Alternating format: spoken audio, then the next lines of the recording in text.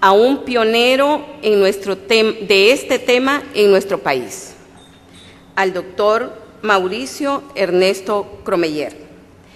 Él nos va a disertar enfermedad celíaca, cuándo sospecharla y qué hacer al respecto. Voy a leer un extracto realmente del currículum del doctor Cromeyer. Graduado de la Facultad de Medicina de la Universidad del Salvador. Residencia de Medicina Interna en el Instituto Salvadoreño del Seguro Social. Fellow de Gastroenterología en el Hospital Universitario Centro Médico San Juan, Puerto Rico. Al momento, es miembro de la Asociación Salvadoreña de Gastroenterología, miembro de la Asociación Americana de Gastroenterología, miembro del American College de Gastroenterología, miembro del Programa Iberoamericano de Ciencia y Tecnología, miembro de la Red Mundial de Investigadores Clínicos, miembro fundador de la Asociación Celíaca y Sensibles al Gluten del Salvador. Él ha hecho que nosotros como internistas, nuestra mirada la volvamos a esta enfermedad que realmente hace unos años ni siquiera pensábamos en ello. Dejo con ustedes al doctor Cromeyer. Muchas gracias. Buenas tardes. Gracias al comité organizador por invitarme a compartir con ustedes esta tarde un tema fascinante, al igual como el colega Carpio acaba de presentar su exposición, un tema extremadamente importante. Bien, vamos a hablar de una entidad en la cual se han roto una serie de paradigmas en los últimos años. Déjenme decirles que esto es bien conocido desde hace mucho tiempo. Fíjense ustedes que el siglo posterior al nacimiento de Cristo, en la época del Imperio Griego, en Capadocia, existió Areteo de Capadocia, conocido como tal, un médico, quien en aquel tiempo dijo lo siguiente: si el vientre no realiza la digestión de los alimentos, la alimentación fluye sin digerir, inmutable y cruda, no se transmite nada al conjunto del cuerpo. A tales cosas denominamos celíacos. O sea, se pueden ustedes imaginar de cuándo la gente de mente inquisitiva y pensante puede sacar conclusiones con las limitantes que en aquella época se tenía. Definiciones, hay cantidad de definiciones. Les he traído una de las más prácticas. ¿Qué entendemos por enfermedad celíaca? Una condición caracterizada por enterotoxicidad inducida por, aquí dice gluten. Déjenme decirles que es más extenso que el gluten. El gluten es gliadina y glutenina del trigo, pero actualmente llamamos prolaminas tóxicas porque son 4 elementos de la naturaleza: trigo, avena, centeno y cebada, y cada uno de ellos con su prolamina tóxica específica, en un ser que es susceptible genéticamente. Esta lámina siempre la trato de traer por una razón, porque durante mucho tiempo pensamos, y se nos enseñó en las escuelas tradicionales de medicina, que esta era una entidad propia de la etnia europea blanca y que no era existente en las Américas. Entonces yo pongo el ejemplo como que Dios hubiera puesto en el centro del Atlántico y hubiese dicho a la izquierda a los celíacos, a la derecha a los no celíacos. Era un concepto totalmente equivocado. Básicamente se requiere de 2 condiciones para ser celíaco: portar los genes de susceptibilidad, conocidos como HLA-DQ, TQ2, TQ8 y actualmente recién incluido el TQ9, y exponerse a las prolaminas tóxicas para que el paciente desarrolle la entidad. En la actualidad sabemos que es la enfermedad autoinmune más común en el mundo. En promedio, el 1% de la población mundial es celíaco y no lo sabe.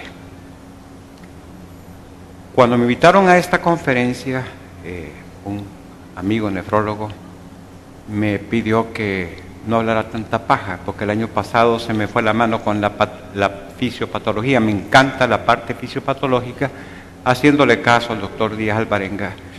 Simplemente les voy a recordar dos elementos. ¿Qué consideramos enterotoxicidad en la patogenia? Está inmiscuida la inmunidad innata, donde predominantemente lo que se observa es un incremento de interleucina 15 y esto lo que hace es producir una serie de sustancias citotóxicas del epitelio. Recuerden que de la inmunidad innata sabemos poco, no así de la inmunidad adaptativa, que es una respuesta clásica tipo TH1. Clásica tipo TH1. En la conjunción de estos dos elementos es lo que lleva al daño crónico del epitelio intestinal. Y un dato importante es que en la inmunidad innata sabemos que el contacto de estas prolaminas tóxicas con gente susceptible, hay producción de una sustancia que se llama sonulina, y esto permite que las uniones estrechas se abran, y entonces en celíacos o en no celíacos se expone su endotelio a todo el contenido endoluminal. De ahí que yo les voy a plantear al final una teoría personal. No está comprobado, pero les voy a dejar la inquietud al respecto. Bien, los norteamericanos, que se supone tienen la mejor medicina del mundo, claro, naturalmente, la mejor medicina, pero ¿a qué costos, verdad? Hay que tomar eso en consideración. Pues los norteamericanos decían que ellos no tenían enfermedad celíaca. Entonces, cuando llegan dos italianos, Carlo Cattasi y Alessio Fasano, a la Universidad de Maryland, gente que piensa, o sea, no siempre los norteamericanos piensan, se preguntaron, bueno, si esta gente viene de Inglaterra, de Irlanda, entonces si los genes, ¿por qué no? Y cuando el doctor Fasano se propone hacer un estudio epidemiológico, se burlaban de él diciendo que era como querer vender refrigeradoras en Alaska. Les tapó la boca. Se encontró con una prevalencia importante fuera de lo que se esperaba. Aparte de ello, Cattasi habló el siglo pasado, al final del siglo pasado, acerca de, él hablaba del iceberg celíaco. Nosotros, aquí está exagerado el dibujo, me quedó no encontré otro representativo. En realidad lo que vemos es apenas el nivel que está sobre el agua, pero el nivel que está bajo del agua es sorprendente. En la actualidad hay una serie de definiciones para distintos tipos de entidades relacionados con las prolaminas tóxicas, entre ellos el gluten del trigo. Déjenme decirles, para no confundirlos, he traído la que es la más ampliamente aceptada a la fecha. Y estamos hablando de 3 entidades, hay 4 en realidad, pero eso de intolerancia al trigo está todavía bajo discusión. Hay 3 entidades completamente diferentes: del paciente que es celíaco, que porta los genes de sensibilidad, de susceptibilidad, que tiene anticuerpos positivos, que tiene manifestaciones extraintestinales asociadas. Está el alérgico, que es aquella persona que consume gluten y de repente, segundos o minutos, monta distintos tipos de respuesta alérgica, broncoespasmo, reacciones dermatológicas, diarreas agudas, etcétera, pero no porta los genes de susceptibilidad, tiene anticuerpos negativos, excepto uno puede encontrar anticuerpos IgE propios de alergia en estos casos. Pero lo más interesante que se ha venido desenvolviendo su conocimiento en los últimos 20 años, porque si bien es cierto la mayor parte de la literatura es de este siglo, pero esto fue mencionado por Ellis y otros autores allá por los años 70, la sensibilidad al gluten.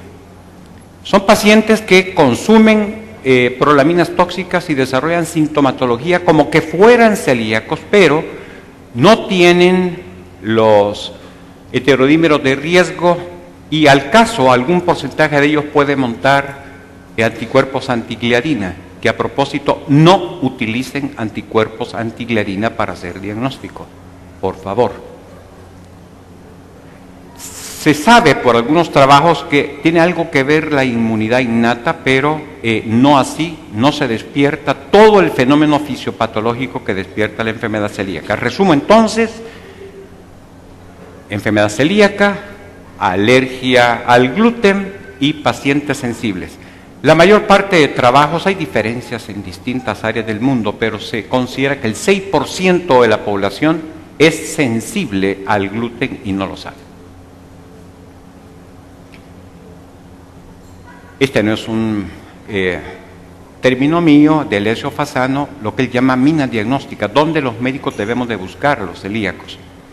Bueno, en primer lugar, a los que queremos hacer algún tipo de investigación, pues en personas saludables, podemos hacer tamizajes para poder determinar prevalencias. Podemos, en los parientes de los pacientes celíacos, en los que tienen síntomas y signos sugestivos, como veremos posteriormente, pero yo voy a insistir en las condiciones asociadas a la entidad, que es donde probablemente los médicos se nos está pasando por alto. En cuanto a la parte esta de herencia, déjenme decirles, los datos son variables. En nuestro estudio hecho aquí en el país, la cifra era relativamente pequeña, pero el 82% de los pacientes familiares de celíacos diagnosticados eran portadores de heterodímeros de riesgo. Sin embargo, la literatura oscila entre el 25 y el 87. Déjenme decirles que hay una enorme cantidad de pacientes que pasan silentes décadas. Hemos hecho diagnósticos en pacientes de 80 años, que después de una gastroenteritis aguda severa quedaron con diarrea crónica, se investigaron diversas cosas y al fin se nos ocurrió, y total que resultaron ser celíacos y no lo supieron.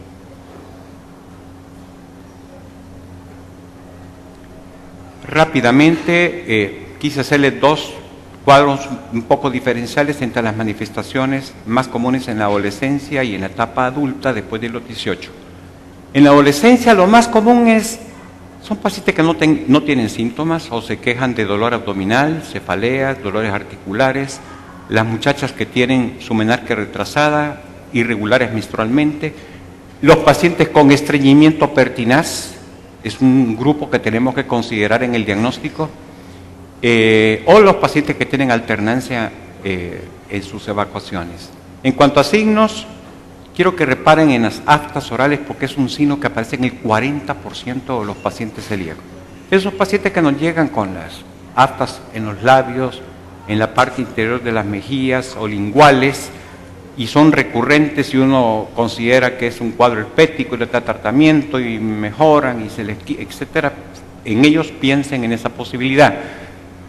Distensión abdominal, de falta de fuerza muscular, bajo desarrollo pondoestatural, queratosis folicular, hipoplasia de esmalte, anemia ferropénica.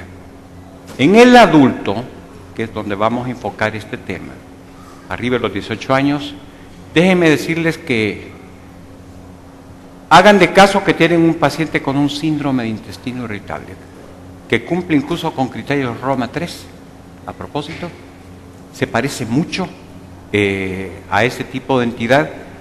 En América Latina vemos mucho la variedad, distensión abdominal como queja fundamental de este grupo de personas. A los ginecólogos les insistimos que los pacientes con trastornos de fertilidad y abortos a repetición hay que investigarlos. Y pueden haber una larga lista de distintos tipos de síntomas y signos que uno puede observar en este grupo de pacientes. Vámonos a la parte en resumida de los síntomas gastrointestinales más comunes. El síndrome de malabsorción es el menos frecuente en la América Latina, a diferencia de Europa. En Europa el cuadro clínico más común es el síndrome de malabsorción con todas sus características clínicas. Fíjese que nosotros, y estos reportes de toda Sudamérica, México, lo que vemos son cuadros muy similares al síndrome de intestino irritable. Además, pacientes que nosotros los gastroenterólogos clasificamos como dispépticos del tipo disfuncional, aquellos que tienen ardor o dolor y disconfort en el epigastrio o sensación de saciedad temprana, plenitud postprandial. En ellos, un grupo de ellos son pacientes celíacos. Los pacientes con reflujo refractario a manejo médico es un grupo de personas que recientemente hay trabajos al respecto que hay que investigar que no sean celíacos. Déjenme decirles que el 70% son intolerantes a la lactosa y tienen agregado un síndrome de sobrecrecimiento bacteriano del intestino delgado.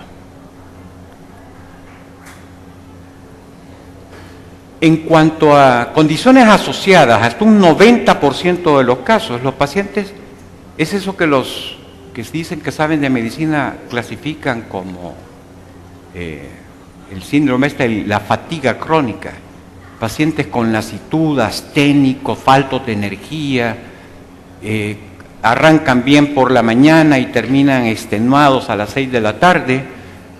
Anemia ferropénica, ojo, hay que pensar en esa posibilidad. Insisto en las aftas orales, 40% de los pacientes celíacos las presentan. Esas personas que tienen la habilidad emocional, catalogado como los psiquiatras como distímicos, hay que pensar en esta entidad. La osteopenia y osteoporosis en etapas tempranas de la vida, fracturas vertebrales sin causa aparente, fisuras vertebrales en columna vertebral, ojo con ese tipo de casos, sobre todo en gente joven. Ya que es el doctor Carpio, lesiones cutáneas, existe una entidad que se considera la enfermedad celíaca de la piel y es la dermatitis herpetiforme, la enfermedad de Durin. Esta foto la he ocupado varias veces, me la proporcionó Carolina Siachi, ella es una experta en enfermedad celíaca, es napolitana, de una médico residente de su hospital que el odontólogo hizo el diagnóstico de enfermedad celíaca. Si usted se da cuenta, esta joven no cumple con la regla de Leonardo da Vinci al dibujar un rostro un tercio, un tercio, un tercio. Usted ve la frente más prominente.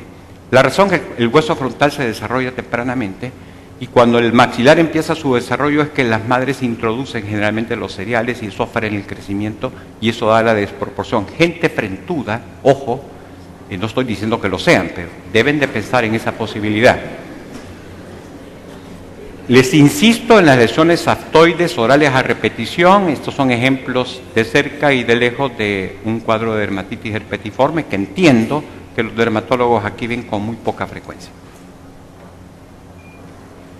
En cuanto a manifestaciones extraintestinales hematológicas, la anemia ferropénica es tal vez lo más común y obviamente ustedes se van a dar cuenta que todas las causas de lo que voy a mencionar es obviamente secundario a síndromes de mala absorción de elementos que se requieren para la hematopoiesis.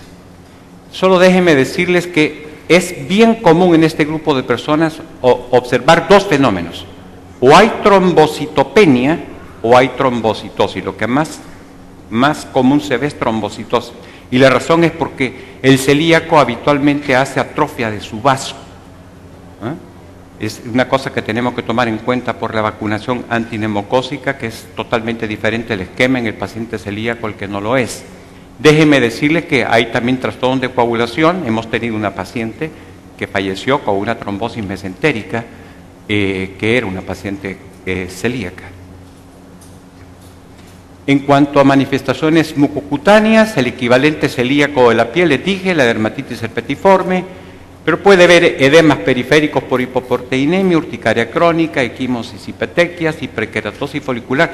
Esas pieles que ustedes sienten ásperas en los pacientes, ojo, parte de algunos de ellos pueden ser celíacos, alopecia areata, lesiones psoriasiformes, insisto, de nuevo, aftas orales, busquen en este grupo de pacientes enfermos celíacos. Las manifestaciones musculoesqueléticas, obviamente la absorción del hierro, del calcio está alterada en este grupo de personas y son sujetos que en edades tempranas de la vida desarrollan osteopenia o osteoporosis y su índice de fracturas espontáneas es marcadamente mayor que la población normal. Atrofia muscular, tetania por mala absorción no solamente del calcio, sino que vitamina D y magnesio. En cuanto a los problemas endocrinológicos, nos hemos reunido con los endocrinólogos para pedirles de favor que todos aquellos pacientes con tiroiditis de Hashimoto, una condición autoinmune, es bastante frecuente la asociación de esta entidad con la enfermedad celíaca. Son personas, los diabéticos tipo 1, ustedes pueden ver que sabemos que es un fenómeno autoinmune, comparten el mismo locus de sensibilidad genética, entonces se ve una asociación que oscila acorde a diferentes estudios del 2 al 8%, tienen anticuerpos antitransglutaminasa los pacientes celíacos con diabetes tipo 1.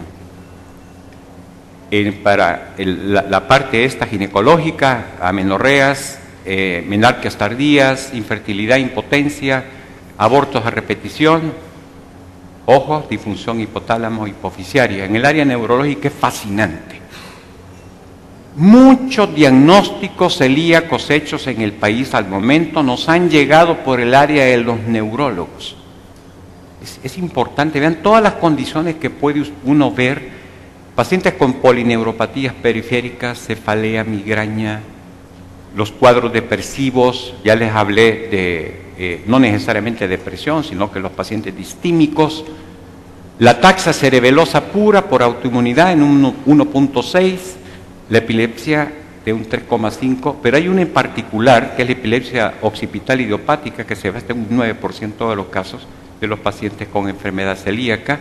Se sabe que hay asociación de algunos casos de esclerosis múltiple y síndrome de Guillain-Barré, pero lo importante es que aparecen, fíjese usted, en un 50% antes de que usted establezca el diagnóstico. Ya tiene manifestaciones no necesariamente neurológicas, sino que todas las que hemos venido.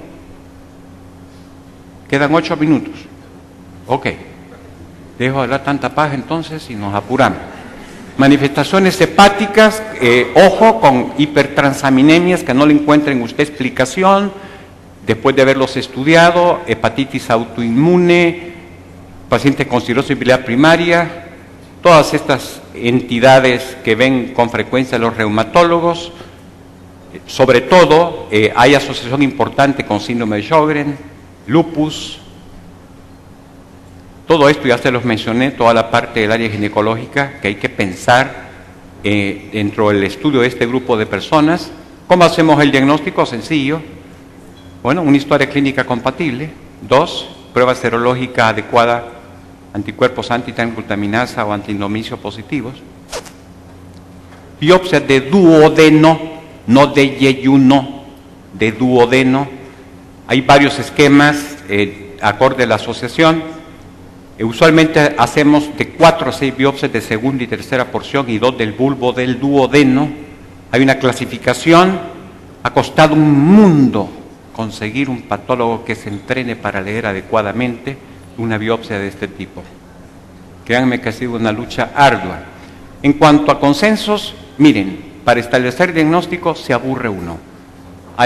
Cada quien se reúne, un grupo de expertos y saca su consenso, por eso se los menciono para que lo sepa, pero no voy a entrar en detalle porque es mucha paja, ¿me entienden? Entonces, lo importante es encontrar uno que se adecue a las necesidades más prácticas para el médico. Yo les pongo un caso. Esta persona usted la ve salvadoreñito como yo, ¿verdad? O sea, no se ve malnutrido. El motivo de llegar conmigo es porque ese tipo se distendía de años del abdomen, sobre todo por las tardes. Uno piensa, pues síndrome colorectal, parasitismo, qué sé yo. Pero me llamó la atención que me comentó que tenía una úlcera en la boca, en el labio. Pues resulta ser que era un paciente celíaco con un daño endoscópico en la mucosa extremadamente relevante. Esta es mi recomendación de lo que ustedes pueden utilizar para hacer un diagnóstico de enfermedad celíaca o si tienen sospecha que deben de exigirle al gastroenterólogo. Ya sea 4 de 5 si no tenemos genotipificación, o sea, conocer si son portadores de los genes de riesgo. Síntomas típicos de la enfermedad celíaca, pues ya les mencioné que los hay típicos y atípicos. O sea, esa va a ser su intuición, su olfato, esa parte del médico que no es ciencia, ¿no? Anticuerpos, se recomienda del tipo IgA, sobre todo antitransglutaminasa, están disponibles en el país. Si quiere usted ser más estricto, le pone un anticuerpo de confirmación como el antiendomicial. Un cuadro histológico compatible con la entidad y la respuesta a la dieta libre de gluten. Déjeme decirle que con estos 3 usted puede establecer el diagnóstico. El American College dice dónde y cuándo debemos de mandar pruebas genéticas. No me voy a detener en esto es más para los gastroenterólogos. Y para ir terminando, el tratamiento. Pues el tratamiento básicamente está en eliminar la exposición no al trigo, a las prolaminas tóxicas de 4 elementos: trigo, avena, centeno y cebada.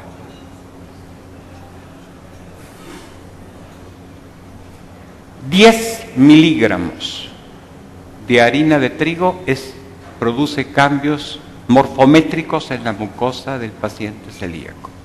Estamos hablando de la 10ª parte de una cucharadita de café. Revisemos rápidamente. Tengo 3 minutos, ¿cierto? ¿Ok? Un plato de pasta promedio tiene 7.000 gramos. Y dije 10 miligramos, es tóxico. Una porción de pizza, 2.000 gramos. Una rebanada de pan, 1.250 gramos. Un bocado, 150 gramos. Migas de pan vendría a ser representativo de la 10ª parte de una cucharadita. ¿Ok? Por eso es tan difícil, porque el paciente trata de alejarse de eso, pero recuerden que la industria produce en base a cadenas de producción, entonces hay contaminación cruzada, ¿verdad? Bueno, pues esto, gracias a un gran amigo salvadoreño, Salvador Amado Peña, que está en Holanda, fue posible hacer nuestro propio estudio, está a la disposición de ustedes. Es el primer estudio de esta naturaleza hecha en América Central.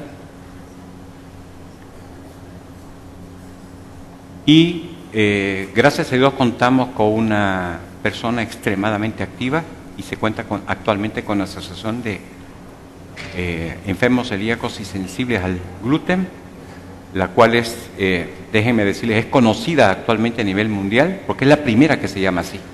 Las demás son enfermos celíacos. Aquí incluimos a los sensibles también. Muchas gracias por su atención.